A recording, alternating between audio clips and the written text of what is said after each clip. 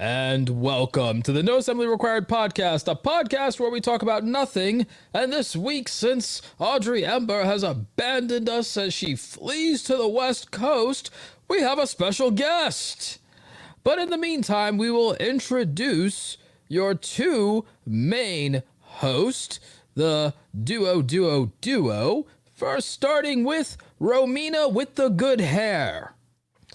And of course, your second host, the Dark Lord of the Internet himself.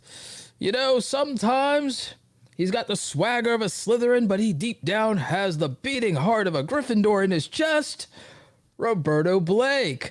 And of course, our special guest for tonight's episode, filmed in front of a live YouTube audience, the man about tech himself, the loudest and proudest reviewer in the tech space, the man about tech, Vyyyper. Welcome to the No Assembly Required podcast, filmed 8 p.m. Eastern Standard Time-ish in front of a live YouTube audience. Please like and subscribe. What are you, Keemstar now? No, I'm supposed to be Robin Leach, but...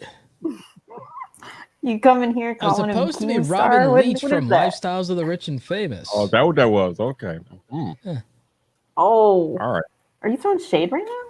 Well, no. You just you come here as a guest on our podcast? and You just- dare to compare me to Killer Keemstar? How dare you, good sir? I'm cut to the quick. Wow. Incredible. Incredible. Mm. So, That's the worst insult he could have possibly given me. how do you feel about replacing Audrey? Audrey can't be replaced. I'm just here because you guys need a body. Actually, I'm here because Romina requested me, and I can't say no to Romina, so I'm here. Aw. No one can refuse Romina with the good hair. You see? Not at all. That's why you sent me in, Roberto, because you knew that if you went in... Oh, no. If I went in, Vyyyper would absolutely make an appearance, because otherwise, it's treason then.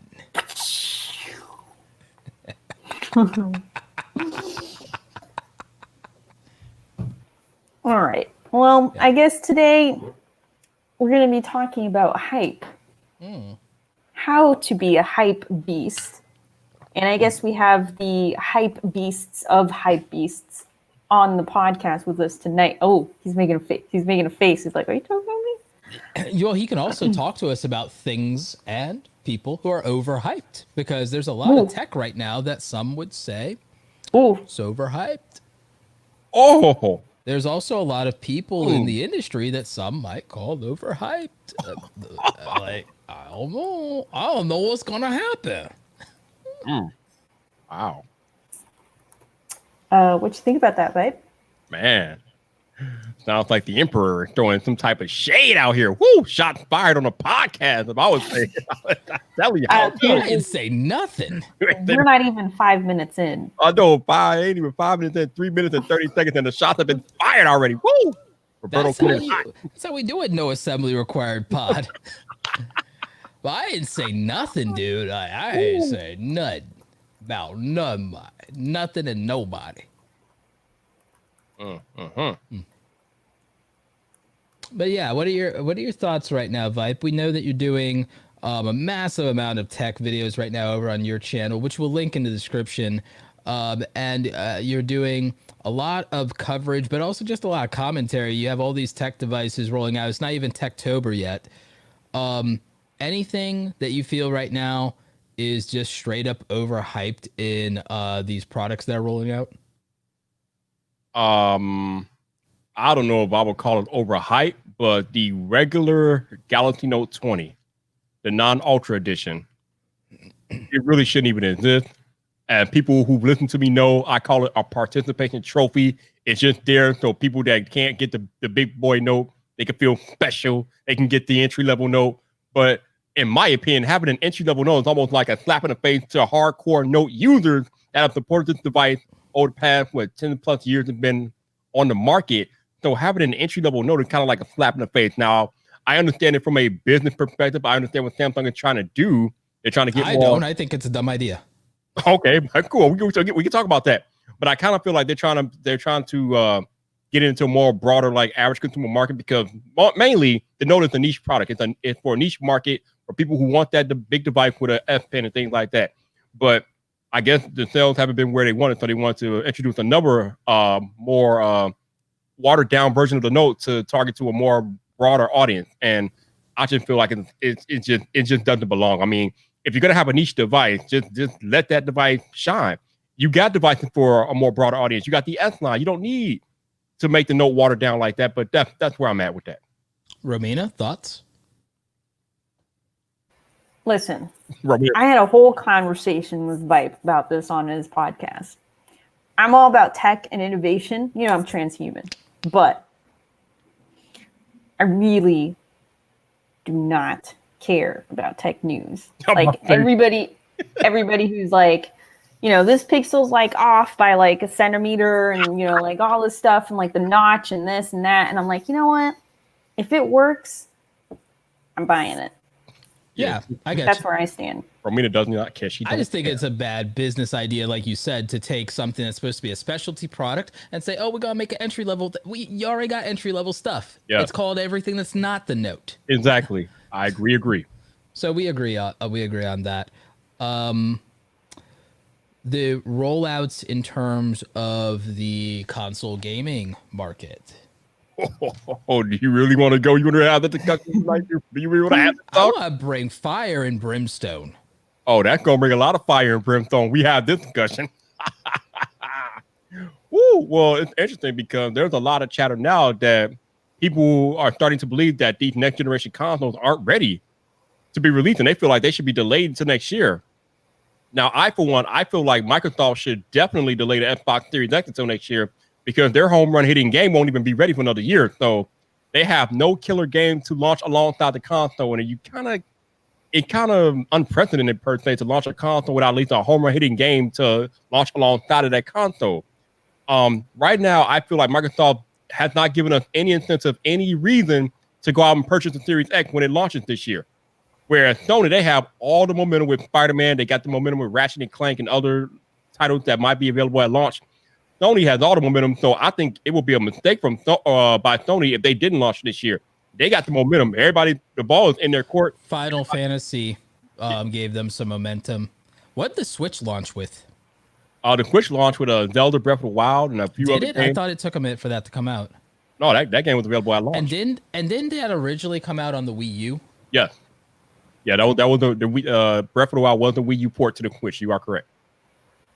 So the Switch didn't launch with an exclusive, never before played title. No, well, not no main title. No, I don't think so. No.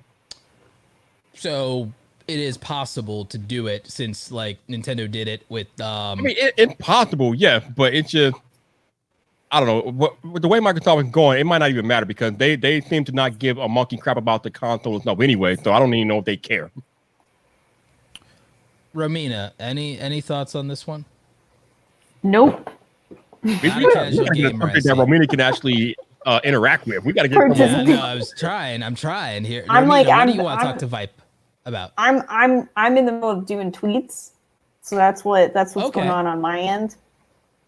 All right. While you manage, because we're like technically from an admin standpoint, we're technically a human down from an admin standpoint when we have a guest. So I got this. So Are you nervous? Are you nervous, Roberto? Do you need my help? Should I come in and? I got. I mean, you know, because I got stuff. Because listen, Vyyyper is real swagged out right now, and I'm curious to know about this design and the hat. Like, is this going to be a uniform? Are you going to wear this like all the time? Is this going to be like a Steve Jobs thing? Like, you're going to go pick up your Starbucks wearing this? Like, I want to know more about this. You know? Oh, this is the merch, man. I mean. Yeah, I usually when I'm on camera these days, I am wearing the merch because I brought enough of it, so I better be wearing it. And I'm trying to get people to buy it. So yeah, I'm definitely be wearing the merch. Got to coordinate. You got the black hat, the black shirt, the black glasses. It's all about coordination. Romina, as you know, as a woman inquisitive yourself, know about coordination. You know how it works. You know how it works. Yeah, coordinate. Right. Yeah. Absolutely. I like that, Roberto. You got to get on that. You need coordination. Most of the time, I'm wearing the black hat and a black hoodie. She said your coordination Yeah, game ain't right, Roberto. It's not. we can't merch. all the Black Creator hoodie. That's merch. Like, and besides, I make more money with the affiliate link on this hat than selling my own. Anyway, Wow. yeah, I'm about the Benjamins. So there, like I'm about the coins. I'm about that. Bro, I'm about that. bomb. I'm about that Amazon link life. The Bitcoins? No. Overhyped. Ooh. You mean hype Manipulated. coins? Oh, we should make our own crypto Hype and call coin. them hype coins. Oh, she Hype done bust out the coins. mug. She got the mug on deck. We yo. got Are we gonna? Is that what's happening? Is that our next That business venture? I don't know if that's our next business venture, but it's on the table. You guys, is that really how you guys feel about crypto right now?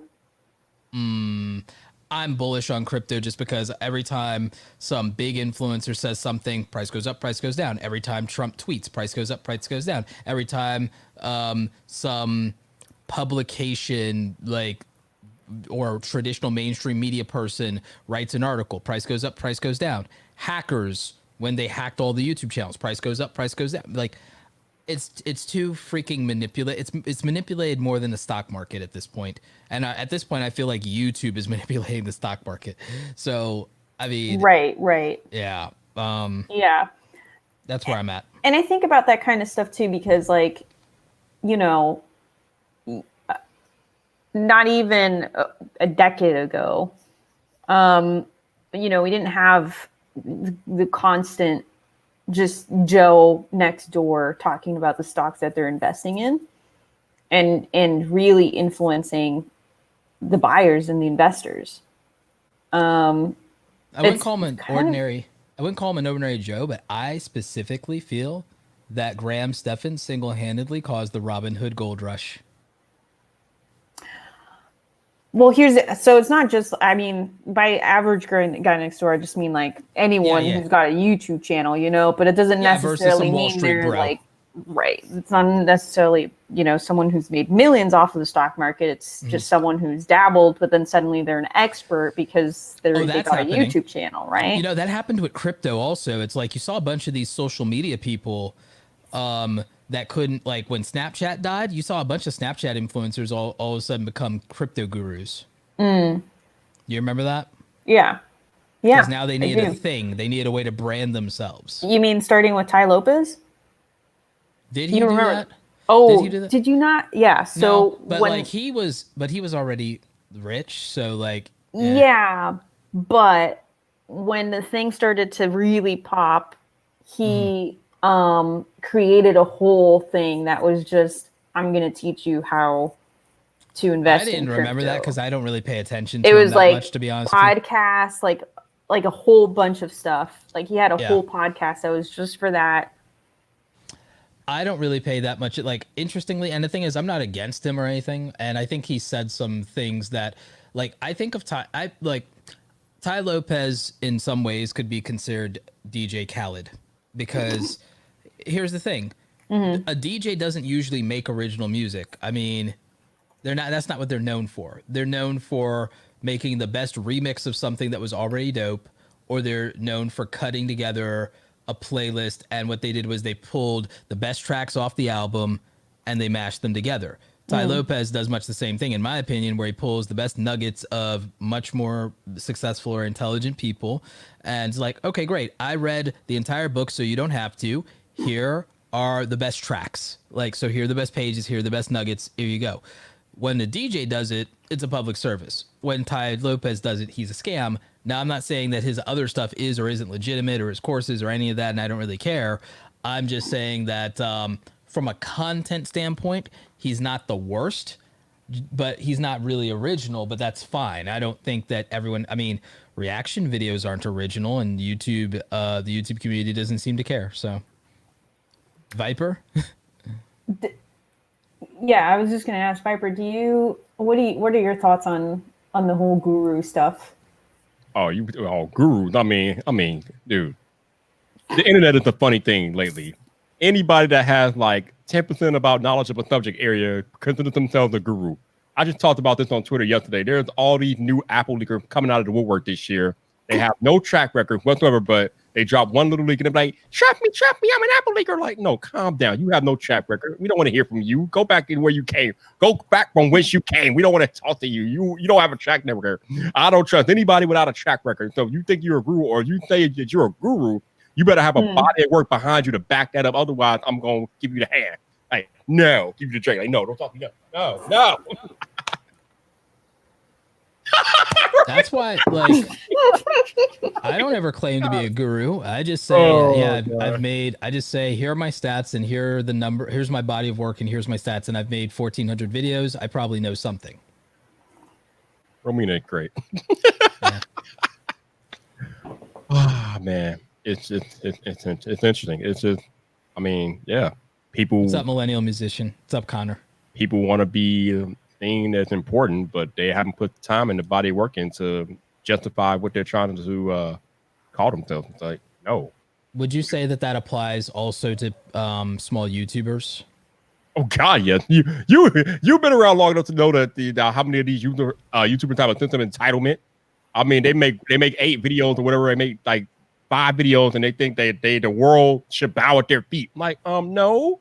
Can you put out some more content before we pay you attention, please? I mean, what's really going on here? Like, no. Well, let's dive into that a little bit. Let's dive into your feelings, because you yourself are a small YouTuber, relatively speaking. Yes. But you've also had the pleasure of interviewing and collabing with some of the some YouTube tech royalty and some YouTube royalty, some people like with millions, if not tens of millions of subscribers and followers and people of that notoriety. For people in the audience who don't know, Vyyyper has interviewed Jonathan Morrison, Marquez Brownlee, MKBHD multiple times. Justine, John Redinger, I believe, was also on your podcast, and Sarah Dici. So many people, from John Prosser, Jason Lewis, Painful Ass Tech. You've Judner, your average consumer. Like, I think you're in the tech Illuminati. You're just missing Linus, and I think you're missing Lou from Unbox Therapy at this point. And I mean, that's about it, yeah. And Austin Evans. And I think that's literally probably the end of the list in terms of the tech Illuminati. You've had Flossie Carter. Like, you are. He's had Romina. He's had Romina. He's had RedRomina. Right. And Audrey Ember. And Crystal Laura. And yeah, like, you've probably, and Christina Red, you've actually probably interviewed more female tech YouTubers than anybody. You've probably interviewed 30 plus female content creators by now, which is probably more than most people in any podcast that I've ever paid attention to.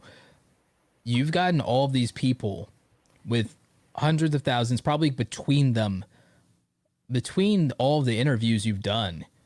It might be like 50 million collective subscribers these people have. And you don't even have 10,000 subscribers. So tell me what that's like, and tell me how you feel about entitled small YouTubers, and tell me how you feel about the narrative that big YouTubers only care about clout and they don't care about small YouTubers and things like that. I just really be interested. Well, it goes back to what I just said, right? You got all these people popping up, like small YouTuber creators, these new leakers. They want the attention. That's what it is. At the end of the day, people want attention, but you have to give people a reason to pay attention to you. Where is your body of work? The reason why I've been able to interview all of these people, as you so eloquently stated, is because when I ask them to interview me, they are checking out my body of work, and they also know that I support them. I'm not new to them. I'm not just some random Joe Schmo off the streets asking them to interview me. I've been in their comment section. I have been in their live stream over a period of years. So they know that I support them. I have supported them long before I became a creator. But now that I am a creator, when I reach out like, yo, can you talk to me? They go to my channel and they realize that I got over 400 videos posted, over 150 some odd live streams. And they know that, oh, this dude is serious. This dude has a body of work. And we know that he is serious about what he does. And people actually follow him, and they trust him. So, okay, he is legit.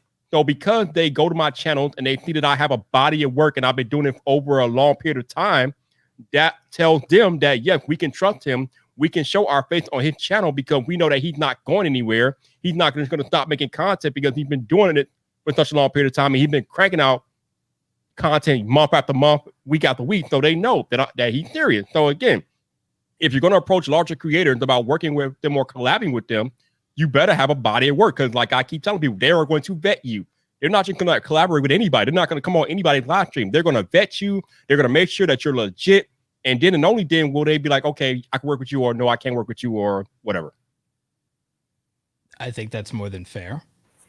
Yeah, I think also, I mean, I've got a lot to say about that, because I've collaborated with some people who are completely, you know, on a very different level. And I think, like, when people ask me, how is it that you do this?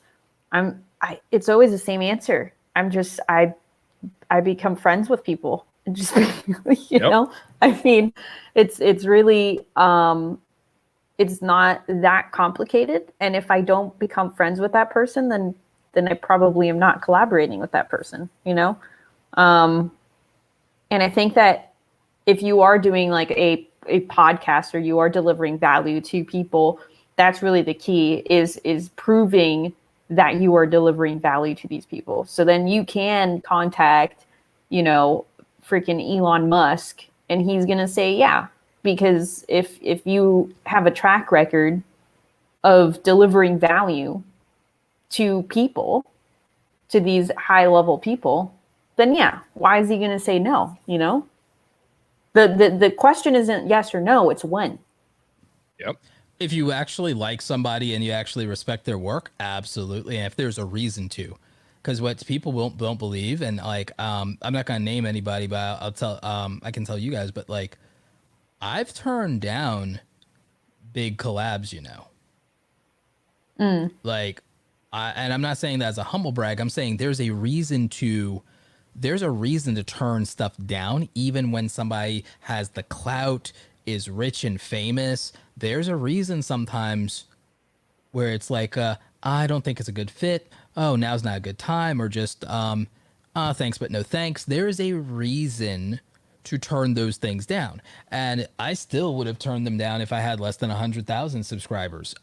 Because there's reasons to do that. There's reasons to do that. If you don't think it's in the best interest of your audience, don't do a collab just to do a collab. Don't do a collab just to have access to the clout. And if you think someone might take advantage of your audience, don't give them access to your audience. And that's the other important thing, Roberto. Like you said, don't try to take advantage of people.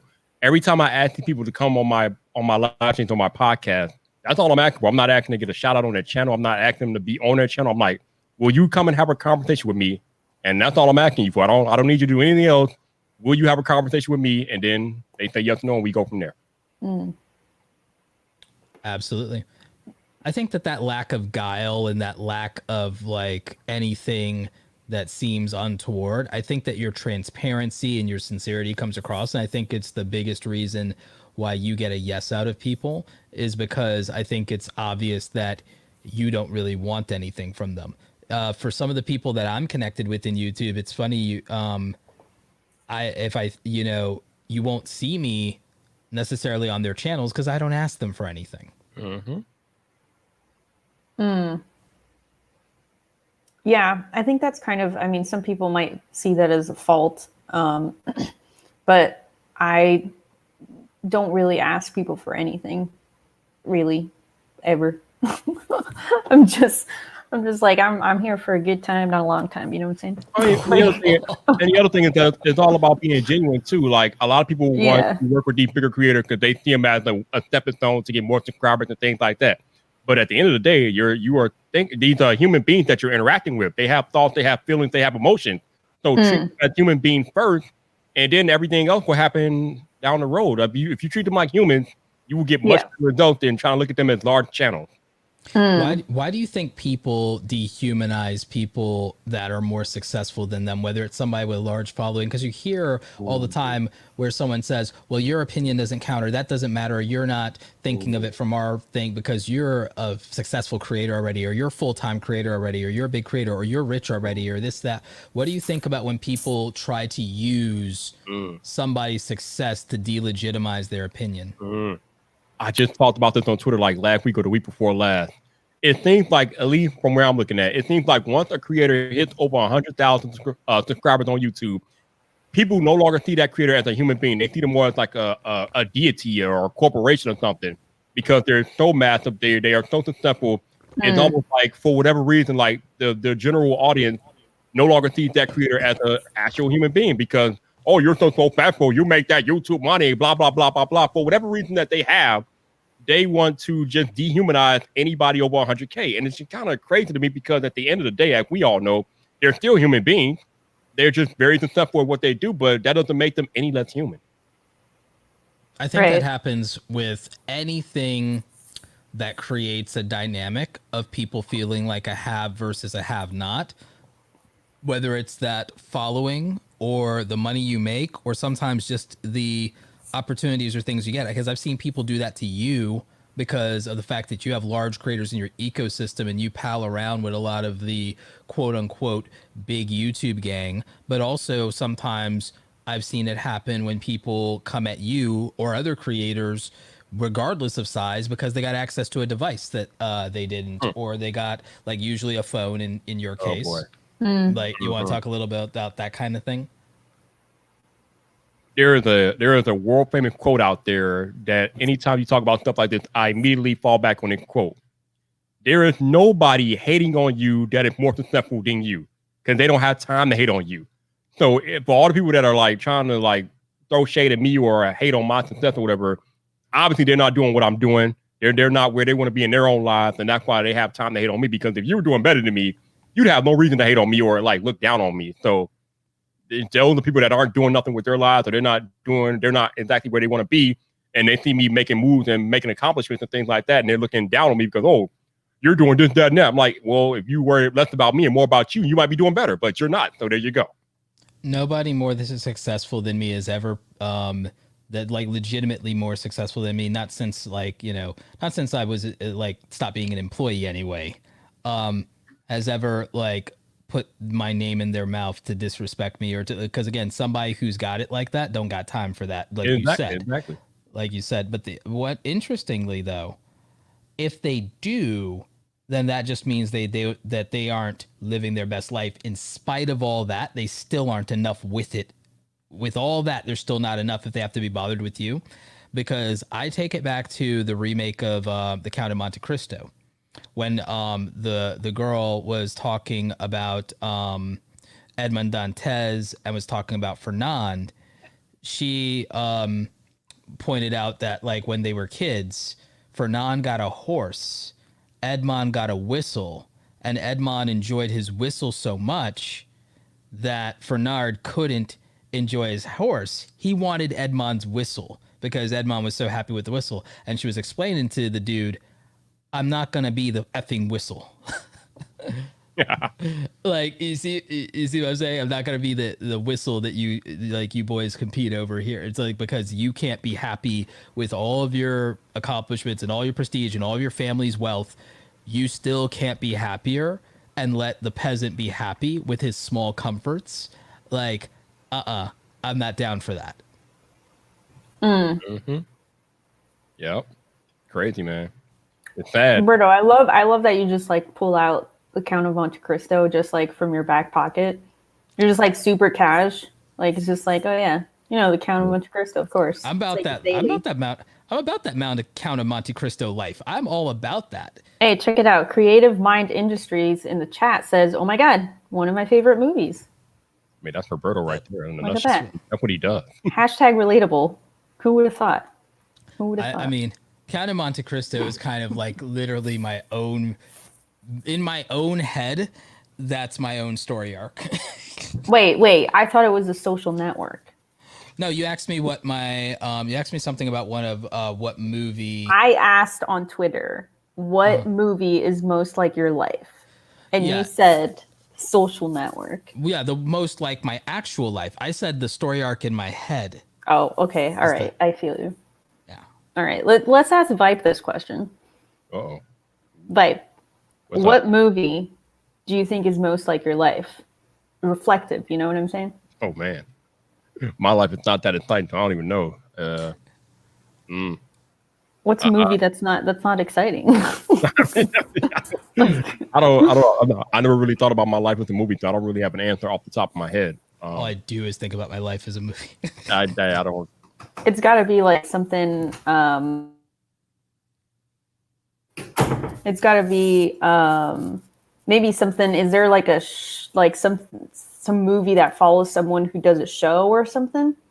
Maybe like a radio show. I'm pretty sure there's like a ton of those movies out there, but Good Morning Vietnam. I don't. I was thinking that. I was thinking. I have no idea. You know what? What's that? What's that one? There is a movie about them like doing a show, but the show is basically they think it's going to be canceled, so they do like a whole telethon type deal, and then it turns out the show it got such good ratings that they're not canceled. That sounds like the premise of every movie. Okay. I don't know. Every movie ever.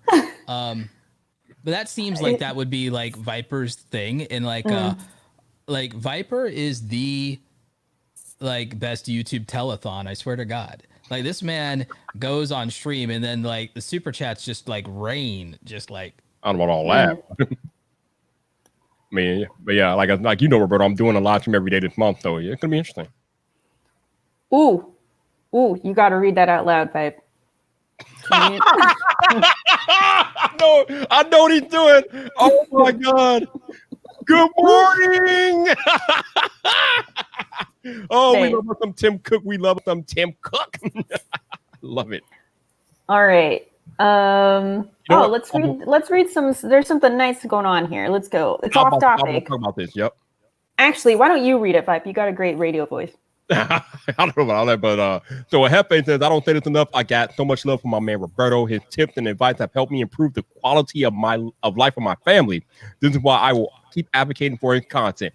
So let me thank you, Jeff. No doubt. Let me feedback off there because our boy Terry Warfield just put out a tweet like not too long ago, and Terry he put out a tweet saying that he hates it when creators get together on live streams, I think, and talk about YouTube, and I could not agree more.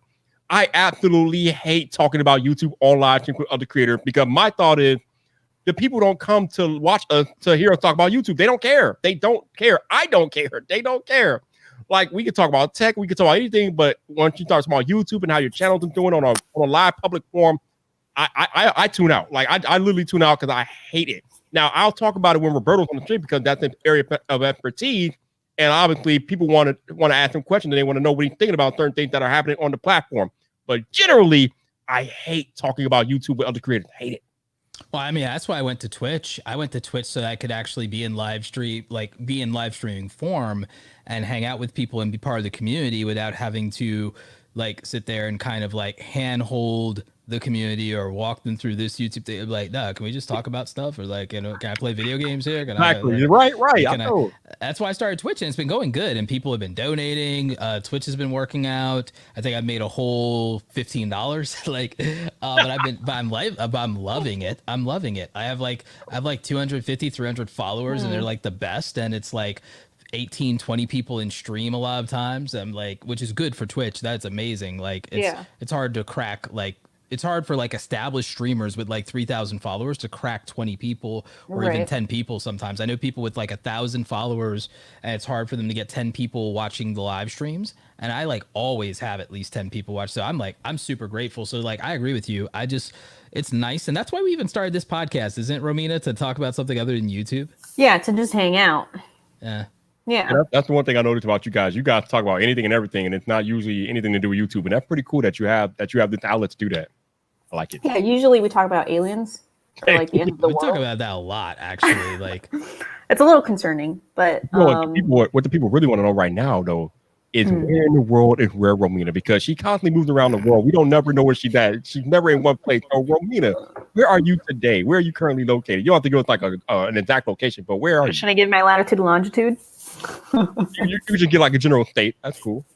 Yeah, I'm in Florida right now. Okay. Oh, you're still in Florida. Okay, because I'm in Florida. Okay, last time COVID capital. You were in Florida. Okay. Yeah. Okay. Excuse you. Excuse you. By the way, guys, if you are enjoying this, give us a thumbs up on YouTube. If you are in the live stream, hit that thumbs up. Hit them up. Smash it. Smash that like button. But if you are just listening to this on, wherever it is that you listen to podcasts, and leave us a review. Give us 5 stars, give us 10 stars, give us an A+, give us a few stickers, whatever it is that your podcast app does that rewards us.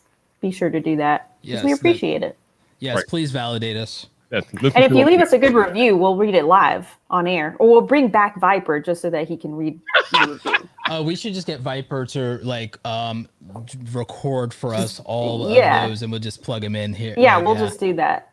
He's agreed. He's agreed to this. Yeah, this is happening. Contract has been signed.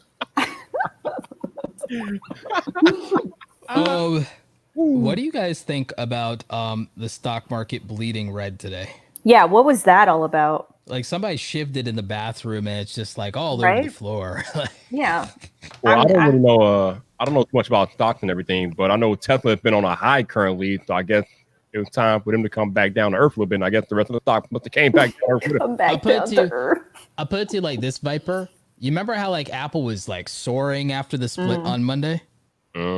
It's now less than what it was when it's less than what it was. I'm still doing fine because I bought it cheaper than it is now. So like that's good for me. I'm still in the black here, but it was a rough day. It was a rough day. It lost 10%. Like Apple went down by 10% today.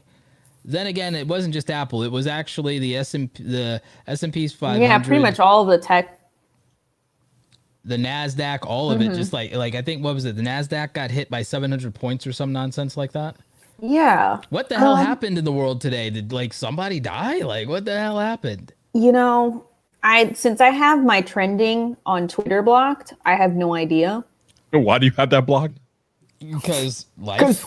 Yeah, because I don't want to know okay, I got you. I'm like, huh? Okay, I got you. Yeah. No, I installed this plugin that blocks certain parts of Twitter so that it just doesn't load. That way, when I go on there, it's like I just see my feed. I only see my feed. Yeah. It even has a separate tab for retweets if I want, which is pretty cool. So I can like just see the people that I want on my feed. As best as I can tell, is that there was another milestone in COVID deaths. Maybe someone sneezed.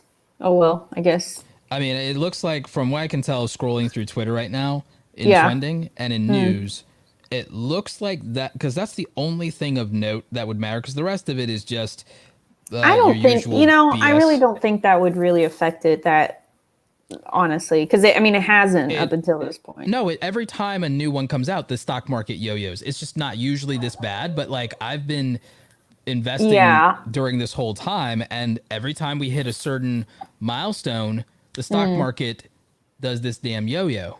And then when you combine that with 2 big tech splits on top of that, where people probably took their profits and ran,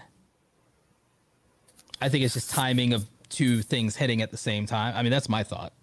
Yeah. I don't know. I try to not focus too much on the day-to-day and just like the overall growth of stuff. I look almost every day. What, the stocks? Yeah, but I don't really think about it. I think about it more as like a weekly and just look at the trends because I feel like it always goes up and down, and sometimes it does go down a lot more. Today it definitely went down a lot. I'm a little leveraged in terms of, well, no, I'm not leveraged because I'm not in debt. But like, let me put it like this. I'm like heavy in Apple right now for obvious reasons. Apple's my single largest position right now. And so I pay attention to it, especially if I can buy in the dip. If I can buy in the dip right now, that's actually not the worst thing because I'm still positive from when I bought earlier. I'm still so net positive that I'm not taking a massive loss here. I lost gains. I didn't lose principal. That's the difference. So technically, I'm still adhering to the Buffett rule. Don't lose money. I'm still good. But I'm so, compared to my other portfolios, I'm so much heavier in Apple. It's my single largest position. I have more in Apple than anything else. That seeing that just 10%, that was a little rough, but I'm like, all right, Apple will come back. They'll recover. Yeah. Oh God, yes, all the time. Yeah. Especially, isn't there an announcement that's coming out? Several. Yeah, oh yeah. There's an event happening next month, more than likely, but apparently they are releasing some new products next week too. So we shall see. I told Prosser I need more leaks because I need the stock price to go back up. Prosser, I need you to manipulate the stock market in my favor right now, homie. Drop the leaks. Release the Kraken. The crazy thing is he could probably literally do that. Prosser, like, release the Kraken. For the love of my stocks. Roberto throw the Hail Mary. He's like, yo, release the Kraken. But actually, I tell you what. Prosser, wait till like Monday. Like, because I'm gonna just go ahead and buy cheap now. It's on sale. I'm gonna buy cheap now. Then you can release the Kraken on Monday. So let's just get this right. Let's just get this right. My man was a time surgical manipulation of the stock market. I love it. Damn straight. I'm like, do it. Wouldn't be the first. Do it. Do it. Like, hook me up. Hook me up. Like, take care of your boy. Yeah.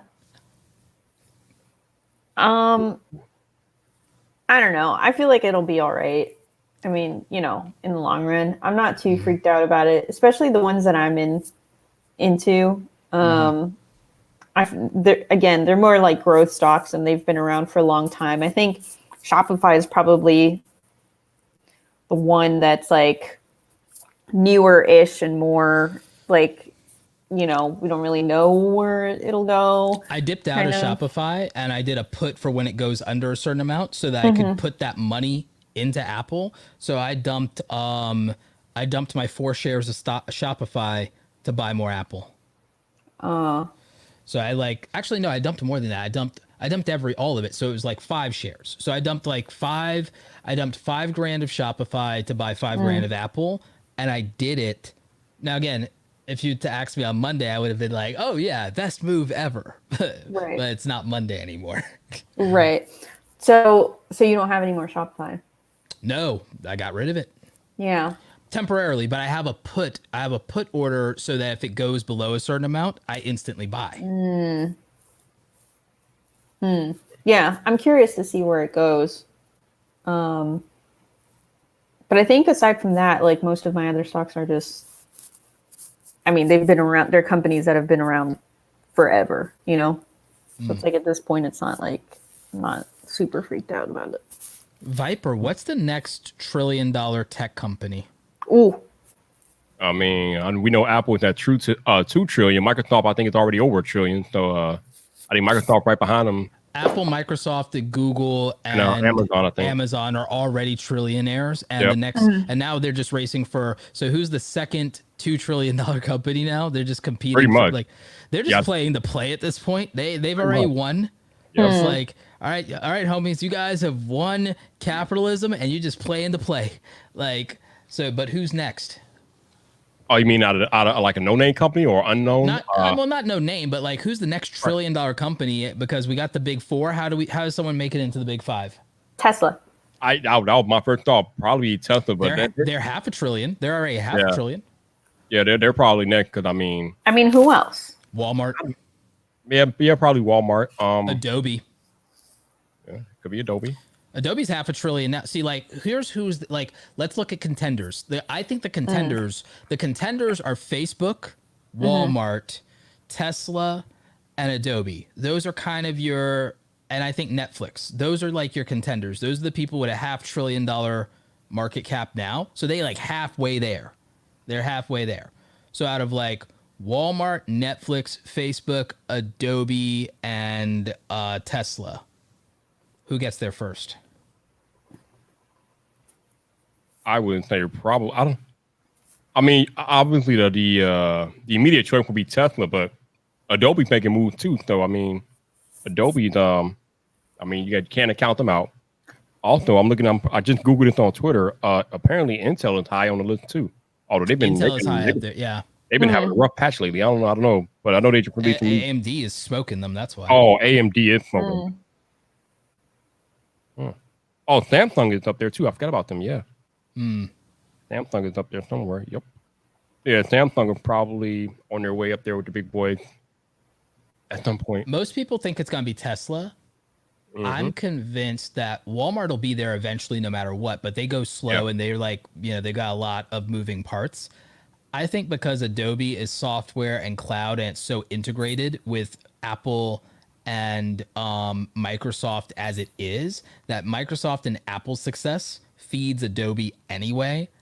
Yeah, It's pretty much. my prediction that Adobe proportionately will move to $1 trillion and hold it, whereas Tesla could get there and then immediately lose it and go back and lose it and go back. I think like Adobe doesn't backpedal its gains. Also, like Jonathan in the chat, NVIDIA is up climbing the ladder too, especially after their recent graphic card release or announcement. Yeah, I regret not investing in NVIDIA sooner and for more, but I'll get there. NVIDIA and AMD. I had AMD at $18 and sold it at $33 like a dumbass. Wow. Yeah.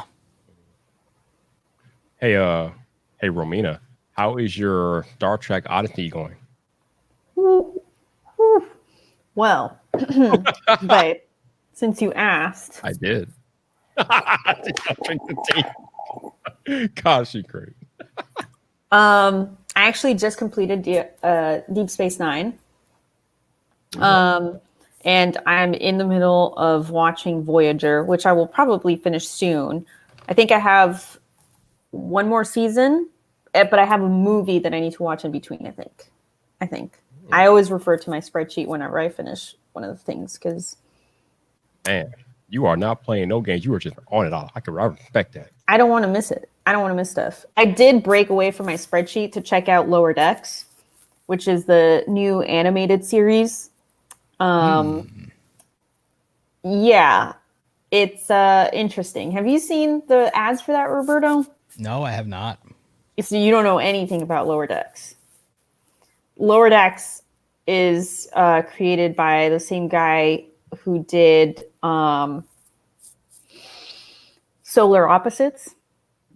Okay. And worked on Rick and Morty. So it's a very... Same animator or same writer? He's a writer. So you're saying Dan Harmon and... He's... let me see what the name is, because I forget. I don't pay attention to this kind of stuff, really. Mike McMahon. Okay. Is a guy. So he created it and wrote it. He... yeah, so Lower Decks is kind of like Rick and Morty in space. Which is just Rick and Morty. Right. Yeah. In Starfleet uniforms. Okay. Yeah. Fair enough. All right. Couple of things. Otto, I don't know much about the Neo, but I know the Duo is coming out soon. Look cool, look nifty. First generation semi-foldable product. It's not really a true foldable, but you got two displays separated by a hinge fold. So I think Microsoft is going for a niche crowd with that device because I think they're aiming at more towards the productivity crowd with the Microsoft Office applications on board. So it'll be interesting to see with the Android software on there just how functional it is. Obviously, it's not like the Galaxy Fold because there's no display on the outside of the Duo. The displays are only on the inside once you unfold it, so that kind of limits it in functionality. But I think Microsoft is doing different things with it, so it'll be interesting to see how it holds up over a long period of time and if they can execute the functionality that they are looking for with their Office app. So we shall see about that. What else did I had something else on my mind. Crap. Oh, Romina. Okay, I'm going to ask Romina something, and now I forgot again. Damn it. Oh, I know what it is. So I've talked to Roberto about this, but it'll be interesting to get your thoughts, Romina. Tomorrow, Disney is releasing Mulan on Disney Plus. For $30. Yes, right there. You go. That's where I'm going. So if you want to watch Mulan on Disney Plus tomorrow, Romina, on top of the $6-7 a month you're paying for Disney Plus, they want an additional $30 for Mulan. So I'm interested to get your thoughts on how Disney is handling this. So first of all, I actually don't pay for Disney Plus every month. Gangster. Love it. Because I have a group of friends and we all share our logins for everything. So I love it. So someone pays for Netflix, someone else pays for Hulu, someone else pays for like HBO Go, someone else pays for Like we have Criterion Collection, we have Shudder, we have like all the streaming service. I have access to all this. Like it's too much. Like every time I want to watch a movie, I have to like log into 10 different websites to see which is the one that's got it on streaming, right? So you could literally just get the where to watch thing, and then you just and then you know. Listen, Roberto, how dare you? First of all, yeah, I feel like $30 is kind of a steep price for that. But I will say that when all of this happened, by all of this, I mean, the pandemic and stuff shutting down, Invisible Man, they made a huge deal about it because it was released instead of in theaters. They're like, oh, we'll just let people stream it at home for $20 or whatever it was. Yep. I did that. So I actually did pay the $20 to watch it. And I made it like a movie night. It was an official thing at my place. Did you watch it alone or with somebody? No, I watched it with my parents. Then it turned out cheaper than if you went to the movies. Right. So I think but here's the thing. I mean, if you're going to be paying $30 plus whatever it is that Disney is, what is it, $6, $7 a month? I think, I don't know how much it is. Like $7 a month, right? So 12 if you pay for it and have Hulu and one other thing that I think Hulu and Spotify I think come in a bundle with it. ESPN Plus. ESPN Plus, that's why. I feel like you really, really, really gotta want to watch Mulan. Yep. To pay that. It's kind of like maybe if it was $20. You mean if it was like buying the DVD or digital download? Yeah. Then I would be a little bit more like, oh yeah, I'll do it. That'll be fun. I think they charge the extra 10 just to justify I can do it this way or I can do it that way so that they can still release it on DVD or digital and it still makes some kind of like, you know what I'm saying? I think that's what they did or something. I've stopped questioning Disney and their methods a long time ago. Being a PlayStation person, I think that this model will work, and I think everyone will be I think everyone's already been psychologically groomed for microtransactions and for these digital transactions, because I just thought about it, and I paid the same amount for a PlayStation game, whether it's physical or digital only, and the digital only is just a matter of convenience and just having it and it being in the cloud and being right there, and I get it instantly and leave the house. I think this Disney thing will basically come out the same way. That's just like, I got it first, I have it forever, and I don't have to leave the house. I think a combination of being conditioned for microtransactions, laziness, plus that, which we already had, the laziness or convenience, if you don't want to call it laziness, and then COVID all come together. We're all just going to get used to saying, screw it, I'll just buy it for everything. Amazon, I'm ordering that. It'll be here tomorrow. It'll be here today. It'll like, I mean, I don't know about you guys, but my online shopping has replaced all of my travel. Like, not really, it's not that bad, but like in terms of the money, it's like it felt for a little bit there. I was like, am I just spending the money that I would spend going out or eating out? Am I just spending it in other ways? Has eating out now been replaced by Postmates? Yes. Has going to this thing or that thing been replaced by buying this digital version of something? Yes. Like, that's my thought. Yeah. I mean, costs are still there. Like you said, you're just allocating them differently. Yeah, I think also, I guess it also depends on who you usually go to the movies with, and if you're buying stuff, because y'all know when I go to the movies, I'm not going to the concession stands. Like, I asked for a cup of hot water, I've already bought my tea bag. Like, I don't, what I'm saying? Like, I pop my popcorn at home. That sounds like something you would do, yeah. I bring it in a bag. I used to be the smuggler. I used to my family, we used to just be smugglers. We just would Han Solo that shit, and we like, hey man, right? But hey, a family's got to do what a family's got to do. I ended up when I felt comfortable, I started being like, no, we don't do that anymore. And I started treating, and I was like, no, I've got it. And We don't do that anymore. Roberto's like, we don't no, do we that don't, anymore. we don't do that anymore. Hey, It's don't He like, like come walks after up. us, He's it's got okay. like a Stubbs account at AMC. I Ain't nobody trying did, to spend $100. Get out of here. but How much were you paying for that, Roberto? But I'm frugal. I was doing Stimulus Tuesdays Wow. Oh, while we're on the topic of movies, and matinees. Wow. What you gotta do? Well, you know, with AT&T, you've got 2 for Tuesdays. You can I get don't- 2. I'm not Oh, with you don't have AT&T. AT&T. I'm not with AT&T, but I also no longer advocate for the disclosing of what your cell phone carrier is in the age of YouTube hacks. Yes, he is correct about that. He is correct. Well, while we're on the topic of movies, I'm on Sprint, by the way. everybody knows they already know what carrier I'm on. I've made Right, continue. So, I'm curious to get you guys' thoughts.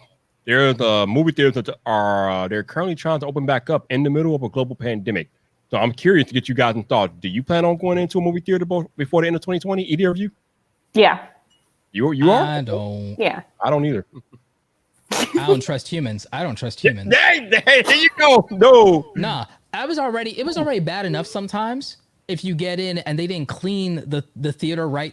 Like sometimes you go in after a show already before COVID, and you'd be like, this floor is still sticky with like somebody's soda or some shit. Or Hey, like, it's part of the experience. You know or what I'm you'll saying? ends up be like, or there'll still be stuff inside of the damn armrest holders, or it'll be sticky. Or they'll be like, what the hell is this? And it's like, and like, it got Listen, to a point. if the floor is not sticky, I want my money back. And sometimes when you go to opening night of these big Marvel and Star Wars and Disney stuff and everything like that, you'd be sitting there and you'd be like wanting to Febreze the person next to you if it's not your friends or family. Like I already was kind of like getting like a little angry about the movie theater experience. Like especially like all the times I went when the Star Wars stuff came out. It's like if I wasn't sitting next to a family member for some reason because of like the way seating or tickets worked out or something like that, it's like every freaking time I'm like, God damn, I need a Febreze Ninja right now. Just come on through and just like freaking just So we know how Roberto vanish this feels. funk. I need Now somebody to ninja I'm vanish really this curious. funk. Romina, why are you what makes you feel comfortable stepping into a theater in the middle of a global pandemic? I'm curious. Because I want to build up immunity. What? What? Romina believes in herd immunity, whereas I do not. Oh boy. Oh wow. Okay. All right. Yeah. It worked in Sweden. It'll work for me. I'm about that. Why can't we be New Zealand life and just like suck Roberto, it up? but listen, even before the pandemic, you were shut in. Yeah, like a sane person, like a sane person, because humans suck. Yeah. Like, No. I'm with Roberto. You can't trust none of these people, man. They nasty. They nasty. DTA, don't trust anybody. Don't trust anybody. That's right, Roberto. That's right. Don't trust anybody. Yeah, like it's like as Batman would say, a wise policy. Like, like, yeah, no, I'm about that freaking Batman paranoia life. Like, I mean, but for real though, I mean, I'm a naturally high-strung, anxiety-ridden person. You know this about me, Romina. So yes, you're right. I was already shut in and blah blah blah blah blah. Although I do like human interaction with my friends, but you know me. I'm not like, I was never a fan of big, large gatherings with strangers. It's something I always tolerated to have the experiences I wanted. It's not something I sought out or craved. The best thing in the world to me would be to run around an empty amusement park with just me and the vendors. Like, that'd be amazing. It's like, it's me and the vendors. Like, my favorite thing is driving on the road and there's nobody else on the road. Like, that's my favorite thing. Like, oh, good. Nobody's here. Like, I love that. I loved walking around New York at like 4 or 5 in the morning when everybody is gone, like after we get out of the club and have had pizza next door and all that. Like, oh, good. It's like the end of the world. This is perfect. This is You fine. know what? It's so funny to hear you talk like that, Roberto, because I put something on Twitter the other day about how I can't really watch a football game without a live crowd there. I know they're going to try to fake the crowd noise and pump it into the stadium, but just looking around and not seeing anybody in the stadium is going to be weird. I mean, to me, it'll feel like a glorified scrimmage, and I can't really watch that. But then our boy Jason Lewis said that he's gonna love watching football game without a crowd because he doesn't like being around people. He doesn't like when they go to the crowd for the crowd shot. So he doesn't like any of that. So Jason's gonna enjoy a lot like you. He's gonna enjoy like watching these football games when no people or just not having people around in general. My favorite thing is when you go to the game and like nobody, like the people who are supposed to be next to you that you don't know, the people you don't know, because you go with your friends or whatever, and that's great. But the next seat's over where there's supposed to be these people you don't know, they just didn't show up. It's the best. It's the best. I love it so much. I'm like, but that's just me. That's just me. You know what I would love to see make a comeback? Drive-in movie. Like if they like go to a drive-in during COVID. Oh yeah, I've been to come back. Yeah. Every drive-in that I've been to has been horrible. Mina mad. When was the last time you went to a drive-in, Roberto? I was a kid and I loved it. All right, that was forever ago. Yeah, but like, yeah, I'm old. Cause I'm old. Look, I'm just saying, the drive-in movies of today are not the same. They're a little trashy and they're not great. I can deal with that. I used to enjoy dive bars. So like I lived in a small military town. I actually liked dive bars. Man, Roberto, you're talking about sticky seats. But it had to be dive bars. No, but they had to be dive and bars you're okay where I with actually the know. trashy drive-in? But they had to be dive bars where I actually know people and know the people Wow. there All right. because it is course. the South, and so I had to, they had to be down. So like, but I like the charm. It's like when I go to a movie theater, I have expectations, especially when I go to an AMC theater. When I go to an AMC theater, or I go to an IMAX, but sometimes, man, again, the seats they don't be like. If I mean, even when COVID is over, I think I'm going to be bringing Lysol with me. Wow. You if should. I go to for real. You Though. should. I'm about that life now. I'm going to buy one of those things. Like you realize, I mean, I think y'all don't know. When I go to the bathroom in public, I get like a paper towel to like open the door. I do too. I do that too. I'm like, I want to touch almost nothing. And now, like on Amazon, they have these door openers. And I'm like, yes, I can now push open a door. Are you kidding and me? not have What to have door physical. openers? What do you mean door openers? They have this thing that you can use that you, instead of you making physical hand contact with the door, you just do this thing kind of with this thing. It goes over your knuckle and you push the door open and like you don't have to touch a door ever again. I think those are called gloves. She is on one tonight. Woo! I'm not an extreme germaphobe, but like I just don't like, well, especially public bathrooms are the most disgusting, foul thing in the world. Like people the are hell with disgusting. that. No, Roberto. Call it what it is. People were nasty before the pandemic. Now we're in a pandemic, and even after the pandemic, people are still going to be nasty. People are not going to change because of the pandemic. And I'm like, F all y'all. Exactly. Like, don't touch me. Don't breathe on me. Don't walk near me.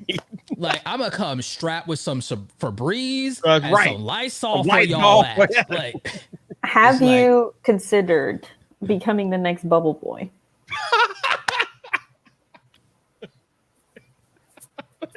What I have considered is going Super Mario Sunshine and everything like that, getting a freaking cleanser, like getting a power washer on my back and being like, y'all gonna get clean, y'all gonna get good. Like, the fact that he actually thought about that is hilarious. Yeah, what do you check this out. Genesis in the chat. Carrying disinfectant wipes. Going to Best Buy to check out the phones because the employees don't wipe down the demo units. No, not at all. They weren't. So what are you guys doing when you go to the Apple store and you want to check out, the latest iPhone? Even what are you then, guys doing? I'm barely touching things, believe it or not. Or we gotta do the knuckle touch. I do the knuckle touch. The knuckle touch. Knuckle touch. Like, I barely touch things, and with a lot of these things, I touch the edges of stuff and everything like that. And I actually do tend to carry like hand sanitizer if I have my backpack on me or something like that, or in the car. I have hand sanitizer in the car, especially for the gas pump. Oh, I got a shirt in the car for the gas pump. I ain't touching no gas pump no more. Romina, you shaking your head, Romina, but we gotta take these precautions. People are nasty. They nasty out here. That's fair, man. That's fair. Like, I'm building people up are immunities. Look, you talk about that and everything. I'm walking barefoot. You change your mind if we take a if I can damn lick black something, light. I will. If we take a damn black light into that movie theater, you're gonna change your tune real quick, Romina. Oh, Roberto, don't do it like that. Don't do it like that. We get this. Is this a challenge? Are we gonna get this black light going? You don't want to take this challenge, Romina. You don't want to take this challenge. You do not want to take this challenge. Don't do it. No. What's on the line here? 100K? 500,000? Like, what the hell? $1 million? What's going on here? I'll do it. I'll touch it. Whatever it is. I'm not scared. It's not about scared. It's about being disgusted. Yeah. People are nasty. I can be disgusted, but still accept that the world is gross and is full of germs. No, burn it with fire. Burn it down. Like, no, screw burning down the system. Now I'm scorching it all just for cleanliness purposes. Like, now we know why he actually carries that Lysol around. He's got a Lysol. He's got a lighter. Hey, sometimes you might have to use that stuff, man. Like, no, people burn down the system. No, guys. I'm torching the whole thing. Screw the systems. I'm torching the whole thing just for cleanliness purposes because y'all are foul. Wow. It's not listen, Luca. It's not about being afraid. It's about being aware of your surroundings, and it's about being aware that people are nasty AF. It's just people being nasty. It's not even about the immunity thing. It's like, I was a kid. I played in dirt when I was a kid. I got an immunity. I got a damn healing factor like Wolverine. Like, look at that. Luca's on my side. Luca. I want Luca on my team. You know, people like stop living and being afraid and everything like that. I'm living my best life and everything like that. People out here want to be brave and shit like that would run over their mother probably to be living my life. So I ain't even hearing that. Wow. Whoa. Okay, Roberto. Okay. No, but like we said, it's not about being afraid. It's about being cautious and observant and knowing what's going on in the world. Hey, listen, man. You can live your life the way that you want. I'm definitely not going to say, hey, we need to live and stop being afraid, because you can live your life the way that you want. You're living your best life in your room with all your little pops and your Funkos. So fire shots at you, bro. I'm just saying, like. Yo, I'll stay at home. I'm good. I'm staying home. I'm good. I'm not, I'm not going to criticize you, but I feel like for me, like, I don't want to compromise my own immune system. Like, I want to build up those immunities, and I do realize that the world is nasty, and I just, I want to put myself out there and just don't do anything unadvised. Okay, just stay safe out there. Make sure I'm going to lick the gas pump. No, we're not licking that pump. Not doing that.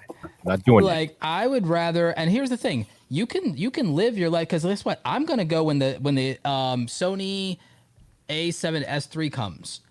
I'm going to the mountains, because the thing doesn't worry about, like, the thing isn't as easy to contract outdoors or whatever, and also there's not really gonna be a bunch of people in the mountains, because you want to talk about people living their last life and everything like that. Ain't nobody gonna be up there hiking with me. Ain't nobody gonna be wanting to get that altitude. Ain't nobody gonna be wanting to do that. It's not like, remember when we went camping, Romina? It's not like a lot of people do that kind of stuff. Right. So it's like, you don't have to be a total shut-in to social distance, and you can still live your life on your own terms and everything like that. I mean, there's something to be said also for just not liking being around a bunch of people. Even when there was no COVID, there's people who just don't want to be around a bunch of people. And and I get that. I've been there. Yeah, like, I feel that. Going to the mountains, like, if you decide to take a pricier flight, there's probably less people on that, or there's probably less people in first class and everything like that. Going to travel, as long as you're willing to do it safely and stuff like that. I didn't like being around a bunch of people, even at the airport before COVID. I hated crowded airports. I hate it then. That's why I have Clear and I have TSA PreCheck. Part of that was just not having to not only deal with lines, but just not having to deal with people. I mean, there's something to be said for, it's whatever, or that may be a personality type. I don't think it's a personality defect as much as personality type, but like, watch our previous episode on our personality test. But like, I just think that like this thing changes things, and also changes kind of sometimes, for at least for some of us, like it changes how you feel about certain things. And I already kind of like, oh, that's nasty, or like, oh, I already had a thing about public bathrooms. I already had a thing about crowded space, like, you know, but this exacerbates that Literally a lot. And it also in general makes you appreciate that like a lot of these facilities and things weren't being properly cleaned before this anyway. Exactly. Like, look at what happened with the MTA. And I'm like, so wait, y'all weren't cleaning like that before? You know, it's Like- it's nuts. It's funny because there's a new James Bond movie coming out in November, and it's coming out in theaters, and I really want to go see it, but I am not stepping into a theater to go see that. They better put that on video on demand. Nah, I'm not doing it. I'm not doing it. Like, even if the thing was like theoretically social distance, again, I don't trust it. I don't trust them because like, No. I just want to put it like this, and people talking about even with the fear thing, the fear factor thing, it's like, if you don't have to inconvenience yourself and you don't have to take a risk, why? Like, I mean, I'm just saying, it's like, and it might seem like a good idea at a time. You know what else seems like a good idea at a time? Random hookups, like hooking up with random people sounds like a good idea at the time. Wow. Yeah, it sounds like a good idea at the time. Oh And my God. when that goes sideways and you're like, you know, I didn't have to do that. Oh Lord. Wow. All right. So I got a question for Mina here. Would you consider yourself, Romina, an introvert or an extrovert? Whew. I think we kind of discussed that in our last episode where we went through the different personalities. You got to talk to me like you because I wasn't here. Well, You can get the cliff note. according to the test that we took, it says that I'm an extrovert. Do you feel I was accurate? No, Okay, so you think you're an introvert. Okay. but I think because I don't feel uncomfortable around people, but I am reserved where I do keep a lot of my stuff private, and I prefer to keep my things private. Even with, you know, friends, like I feel like I can have a good time without getting intimate or without getting in depth, right? And so I also feel like being more, I'm definitely more, I like to observe a lot first before jumping into things. But I feel that when I am with the right group of people, then the tables turn and it's different. So Switches. the definitions of introvert and extrovert that I've heard is that introverts don't like being around people because it's draining, physically drains them to be around people. Whereas extroverts they get energy. They like get a little spark in their step when they are around people. So where do you fall? See, I'm not that. You're not. Okay. Yeah. Like, I don't mind being around people, but I do get drained after a while. Everyone, I think, except for an extreme of an extrovert, gets drained after a while. I think you are more in the ambivert or omnivert spectrum of you can go either way. Because I do get, and I think it also depends obviously on the person and the people that I'm hanging out with, but I do get pretty tired after a while talking to people, even if I'm doing like meetings and stuff. Like sometimes I have to cut meetings short because I like my energy. I'm just like, I'm not in this anymore. Like I got to go. Bye. That was like a work meeting I had earlier today. I just dropped off. I got tired of it. I'm an introvert with a pretty decent amount of stamina, but it's like it is draining for me to be around people. There are a few people and a few situations where I can get a little juice out of it or whatever, but it's like I get more juice or I'm more recharged being by myself, being alone, being in quiet time, or just chilling with my music or chilling with my work. So I understand why you say that you're an introvert, Roberto, but it is kind of surprising to hear you say that you feel that way because you are a public speaker, which means you are in a room full of people at times. And then when I was with you at Vid Summit, you were crowded around for like 5 or 6 people out in the hallway, like talking and answering their questions, and they were like huddled around you. and you were just like in your element. So it is kind of I have surprising. stamina. Okay. Well, I have stamina, but it's also on my terms. But it's also on my terms, which is different. Okay. All right. People putting me on the spot is a lot more draining. Like, people putting me on the spot is a lot more draining. And that situation, I have permission to leave. You know, in a situation where I'm the speaker, I'm on the stage. So when I'm on the stage, there is a gap between me and the audience. Right. And I'm not looking to the audience to boost me and to make me more confident. If anything, the audience being there, I'm overcoming confidence issues, and I'm like, I have to be pumped up before I get on stage so that I'm not completely run down afterward. So that I can, since people paid to be there and people showed up for me, I have to be there and do that and answer those things. And it's part of the job, and I'm happy to help them. I get energy from seeing them have an aha moment or be helped or whatever. The entire process is exhausting for me. Okay. Interesting. It's so many facets to it. Like you said, you are an introvert by nature, but when you have the ability to control the environment, you don't mind being around a group of people.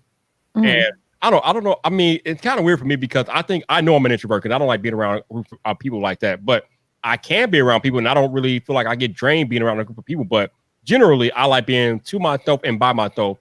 Like, if there's like a group of people and if I don't know them, I'm pretty much off to the side by myself. So I know I'm an introvert, no doubt about it. Yeah, it's not just about the being drained thing. It's about how do you replenish energy. My energy is replenished by being alone. Like, extreme extroverts, they're diminished by being alone, and they're magnified by being around other people. And also, they like chaos a little bit more versus an introvert likes control. There's a neuroticism quality to that spectrum as well. And we all know I'm neurotic as hell. So we know that, like, I'm much more. That's why I was kind of fascinated listening to Romina talk about how she wants to develop herd immunity, but then she came back later on and saying that she feels like she's more introverted. It's so many facets to personality types and things and how it works. And just well, Romina is also more brave. You don't like being an introvert isn't reflective of that quality. Vyyyper, what do you consider yourself? Have you taken the 16 personalities test, the Myers-Briggs one? No, I have not taken the test, but you must not have not been paying attention to the last 15 minutes of the conversation because I'm pretty sure I just said I'm introvert. You should take the test. Aren't you? You should take the test. Yeah. I don't fully agree with that, Luca, like where nobody can put you nowhere if you don't allow them to. I don't fully agree with that because that's not true. I understand what you're saying, but it's not entirely true. And then in terms of situations, it's up to you to engage or not. That's not always true either. In a lot of these cases, that's not true. That has to do a lot with leverage. When it comes to, I'll give you a primary example of when it's not true. It's not true for anybody who's an employee. It's definitely not true for anyone who's an employee. It's definitely not true if you're in a job where you do customer service. You don't have choices in that. I mean, you have choices in whether you do that job or not, but even that is another series of compounded choices. So, I mean, you can make the argument and say everything is a choice, but not everyone has the luxury of optimal choices. And then even when you get to a certain level of success, there's a cutoff at a certain level for your optimal choices that you'd have to move to another level to have more choices and more. And again, that's a little heady for people who like to be more literal, or they're thinking, I find a lot of times people, when they say things, they're talking not in a more general sense in terms of what would be applicable at scale. They're talking about how they want to do things and how they do things, and maybe even how people around them do things. When we're having broader conversations, especially as people who in podcast or in entertainment or that use social media at scale for a living, we're talking big picture and big numbers a lot of times. And not just, oh, this is how I want to do. Like when we want to talk about how we want to do, sometimes it is that. But even that sometimes for us is influenced by, I can't just do me. I'm doing me, but I'm being thoughtful about, well, what's the ripples of me doing me? Whereas most people who are not public figures don't think about the ripple effects of what they do. And yeah, and that's just how it is. They don't have to. we say anything on Twitter, it's not just I said it. Oh, I said that. It's I said that, and now is The Verge going to pick it up or something? Or is like if you're someone like Prosser, you could say something and affect a stock price of a company. You know what I'm saying? For real. Yeah, it's crazy out there. Definitely. If you're Prosser and you say one thing wrong, it reveals a source to where somebody's out of a job. Yep. Like, So, Romina, how long did it take to take the test that you just posted in the chat there? I don't know. It didn't really take very long. Maybe like 10 minutes, maybe 15 minutes at most, I think. How long did it take you, Roberto? Do you remember? it took me about, I think, 8 minutes. Yeah, I don't think it takes a very long time. Right. Yeah. Because it just asks you, I mean, it's like basic questions. Ooh, all right. And then you end up with like a whole profile and stuff. Like you can get like a free version of it, which is enough. I feel like it's enough. How do they get people to pay for that thing? Yeah, I mean, you already get enough like it was too much information, you know? Right? Yeah. Do you think they get people to pay for that thing because of the Zodiac stuff? Maybe. Because like people are super, super into that, you know? Right. And it can be fun. It can be fun, but like there's a whole market around around the Zodiac thing. Like, I can't wait to do that with, remember I told you the idea for that print on demand business I'm working on? Mm-hmm. How I'm going to get like an artist to do like some really good stuff, especially the graffiti stuff around the Zodiac is going to be dope because almost no one has gone with like hip hop Zodiac stuff. Like that's going to be, yeah. I think we're going to sell a lot. Yeah. I mean, once you hit that market, it's a given. Because I mean, they pretty much are like they're dedicated to it, you know. And those it's like niche, like finding niches like that where people are like ride or die. Right. Like it's so good. It's like pugs. I love pugs. Yeah. Right. Yeah. Yeah. Anybody who's a pug lover. I feel like we should probably wrap this up. No. We can't wrap this up until I'm finishing the text for me to calm down. I'm working on it. I'm working through it. All right. What's the text? I mean, I guess we gotta respond to chat stuff while we wait on. Well, what I was featuring Connor's thing because he just says you shouldn't spend time overthinking any of the questions on the test on the 16 personalities thing. I'm first thing that comes to my head, boom. It'll be like 10 minutes is accurate. Yeah. Like, Romina, what else have you been up to since the last episode? Oh,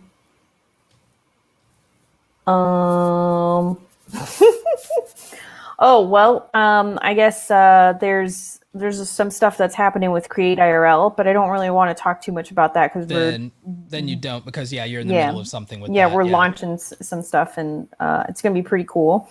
Yep, keep that one a surprise. Working with Animore Studios had a relaunch, so that's cool. Woot. New website that happened earlier. That happened over the weekend, so that's cool. Had a lot of meetings this week. Good. I've been using Shaper for networking, which has been pretty cool. What's Shaper? It's pretty much like Bumble, Tinder or whatever. It's like one of those, but it's just for professionals. It's like LinkedIn. Okay. But in Bumble format. Right, where you just like swipe and everything. I mean, Bumble has a professional network, Bumble Biz. I don't trust that. I've used it and I've met a lot of cool people on it. Because I'm convinced that people are still just using it like regular Bumble to hook up. Because I mean, it's bad enough that like there are literally douchebags and people that try to hook up on LinkedIn. I'm not even joking. Right. Yeah, I mean, you're gonna find that everywhere. I mean, I see that all of the time, no matter where I'm at, even in the most professional settings. And it cuts like it's like obviously it's worse for women, but it's like people have done that even like come to me like that's like yeah it's kind of I think with Bumble Biz like it's been pretty good for me. I haven't really found I've made some pretty decent connections on there, like actual professional people who are just entrepreneurs trying to do stuff, I and might try it. connect. Bumblebee's been pretty good. And then I've been using Shaper for like the past week and a half. I had 2 meetings this week. First meeting was with this cool guy. He does video stuff. And then other one was a coach. He teaches financial literacy. So Ooh, I like that. Yeah, he helps people understand business and finance and all that. And he was pretty cool. And he actually had questions about like StreamYard and all that stuff. So it was kind of a win-win for both of us to connect, I feel like. But yeah, I guess that's pretty much what I've been up to this week. I don't even know if I've like seen any movies. I mean, maybe I have.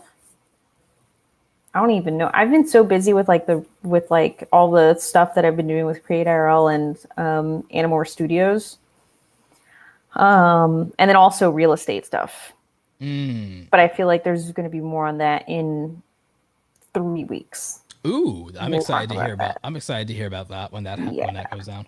I am postponing all house hunting until after November.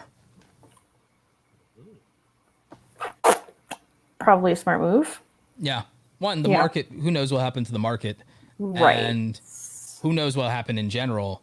And what happens in November legit might determine if I decide to stay in the country or not. I think you'll stay. You underestimate the allure of me paying significantly less taxes. What's going on over there, babe? I have results. What are the results? My personality type is Defender. That makes total sense. Okay. I don't know what these letters mean. It's ISFJ-A, whatever that means. Apparently, I am 72% introverted, which definitely makes sense. Yeah, that's the I. Oh, is that what that? Okay. Mm-hmm. Yep. On energy, it says I am 63% observant. Yep, I can rock with that. Nature, I got a 51% feeling. Okay. Yeah. Yep. Tactics, I got 54% judging. I don't know if I agree with that one, but all right. And identity is 67% assertive. I can rock with that. Yeah, all makes sense to me. Yep. Mm-hmm. Yeah, that was pretty good. Mine was not as spot on. But here's the thing about that test, Vyyyper, which we kind of talked about this in our episode. That test is very dependent on how you're feeling, when you take it. Right. Because it can change. And I've taken it a few times, and I don't think I've ever gotten the same thing every time. I only get 2 of the same results and everything like that. I always end up being the architect or the advocate every time. Yeah. So I think taking it a few times, you'll probably get more or less a better, clearer picture of it. But you should save those results. Don't close them, Vyyyper. You can read them after we're done, because it goes into a lot. Like it goes into like your romantic stuff, parenting, stuff. Yeah, career. It goes into a lot of stuff, like what works for you, what doesn't work for you, and all that stuff. Fascinating things. Not something to live your life by. No. Take it with a grain of salt, but it is still interesting. It is. Yeah. I think it's only one of the scores I actually disagree with, but whatever. Yep. Yeah. No, you don't have to live these life by by these tests. You instead should live your life based on your credit score. I'm being sarcastic. I'm being sarcastic, but only halfway. Instead of letters, it's numbers. Well, yeah. Those 3 numbers will forever dominate your destiny. Consume you, it will. It's a quote from Star Wars, if no one caught that. Wow, of course. Had to throw one in forever will it dominate destiny. We almost made it to the end without a Star Wars quote. No, we started with a Star Wars quote. We started off with the Imperial March. He was humming the Imperial March before you got on the line. And I already pulled the... I wasn't here. I already pulled the "it's treason" then. Remember?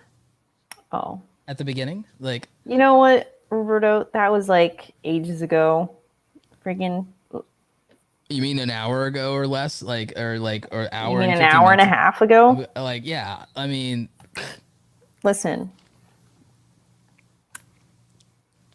So, so Romina, I know you're like the queen of brave. I am curious. What is the first thing that you're going to do once we are post-pandemic that you haven't been able to do during the pandemic? Go to cafes? you can do that. No, they've been closed. They don't have outdoor, or well, I guess that's They just closed. They just opened this past week. Like for indoor seating. oh well, no, I mean, I 50% meant for capacity. outdoor. I meant for outdoor. You could just do that. Oh yeah. No, well I mean to work. Excuse me. I mean to work. That's a And And I'm not going to go to a cafe that's at 50% capacity and has a whole bunch of regulations and stuff and sit there with my laptop for 6 hours. That's not. Wait, that's kind of like a wouldn't that jerk be move better to because do. it's quieter for work? If you're going to work, wouldn't a cafe with less people be quieter? Okay, you missed the part where I said that would be a jerk move. Yeah, she's doing it for good people reasons. She doesn't want to take a space that she doesn't have to. Ah. Yeah. I mean, I can totally go and be there for like an hour or something, but Yeah, the wants to vibe get is down to asking work. what I'm gonna do like once it's Oh, you know, okay. go back I see. to, and I'm She wants to saying go work. Yeah. yeah, I want to go there and be there for like 5-6 hours. Okay. But if I do that now, it's like, what is she doing? Yeah. Right? Yeah. Okay. It's funny. I was in the Verizon yesterday, and I was taking care of some business in the Verizon. And once my business was over with, I tried to hang around because I was trying to do some ordering on my phone and things like that. And the lady walked back up to me. She's like, "Do you need help?" I'm like, "No, I'm okay." But she's like, "Oh, well, we got people waiting outside. They need to come in, so I'm gonna have to ask you to politely ask you to leave." I'm like, "Oh yeah, I probably should leave." Yeah, I'm okay. I'm out of here. Bye. Yeah. Yeah, See, no, that makes I don't sense. want to. Yeah. I don't want to be. If there is one thing that I don't like, it's confrontation.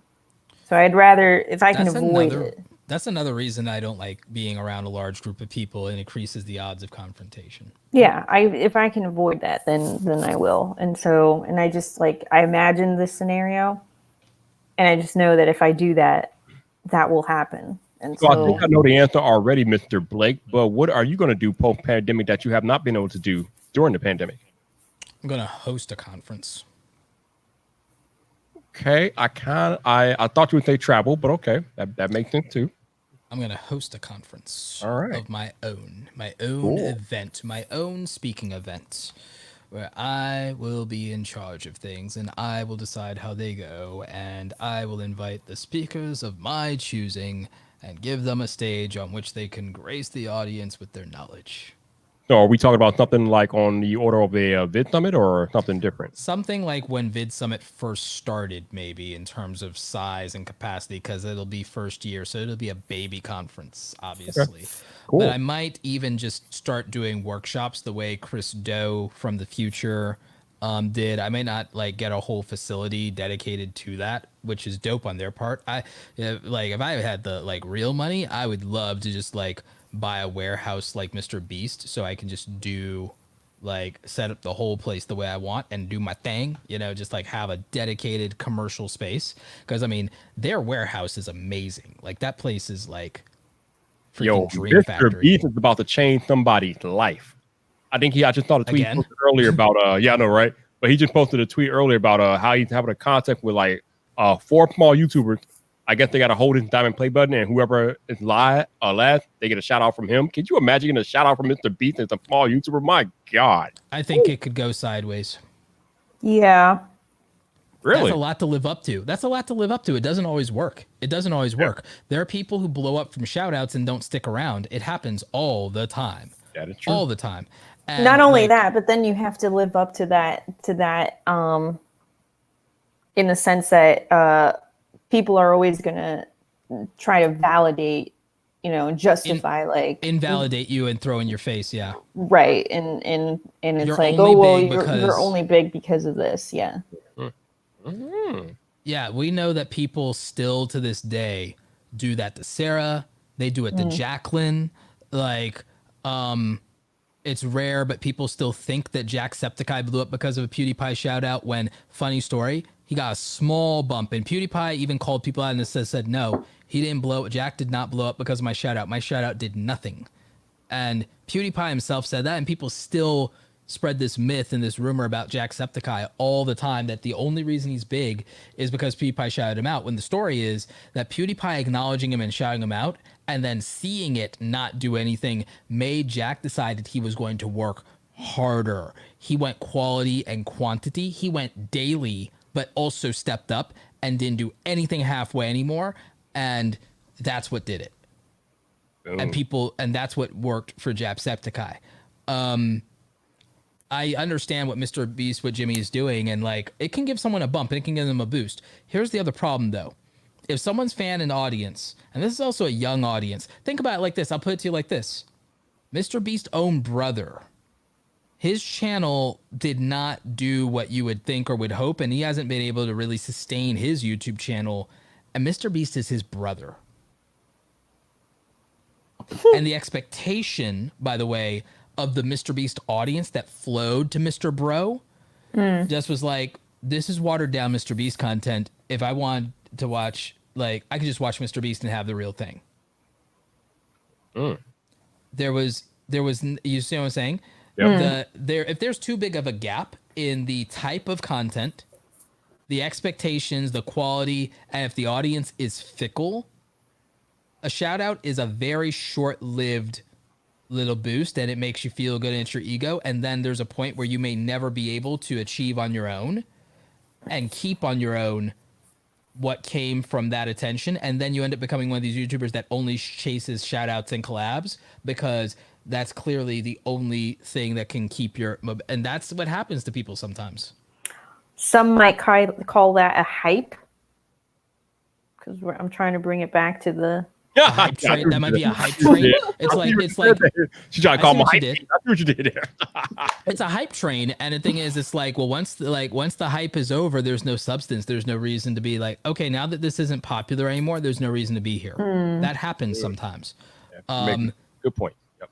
Yeah, there are only a few people that shout outs work for, and that's because they would have eventually got there on their own. Sarah is a good example of that. Jacqueline's a good example of that. They had enough quality content and they had enough of a catalog of content from doing the work, and they already at least had some kind of following to where a shout out makes sense. Not to mention there was enough overlap with Casey for a shout out to make sense. And then they were able to keep growing because they were actually good enough on their own. Like they wouldn't have kept the following afterward. And by the way, they both exponentially increased their following beyond what they got from the shout out.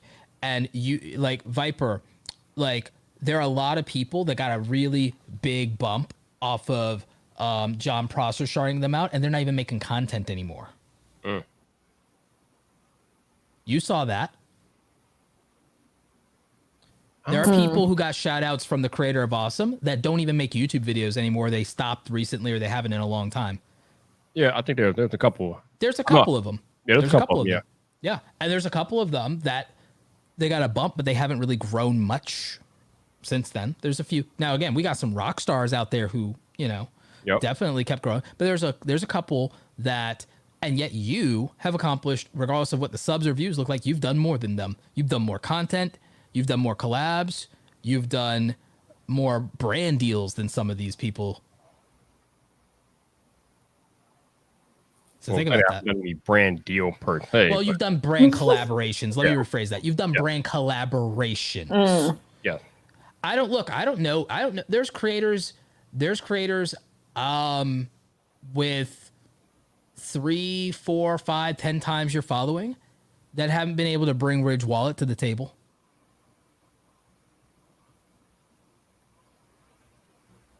You got Nomad to come on your podcast. Who's done that? I don't think anybody's done that, but you make a good point, man. You make a point. Can't argue with that. It's gonna change somebody's life. I mean, I think the Mr. Beast audience is gonna be, but we'll see. Because again, that audience is very particular. Yeah.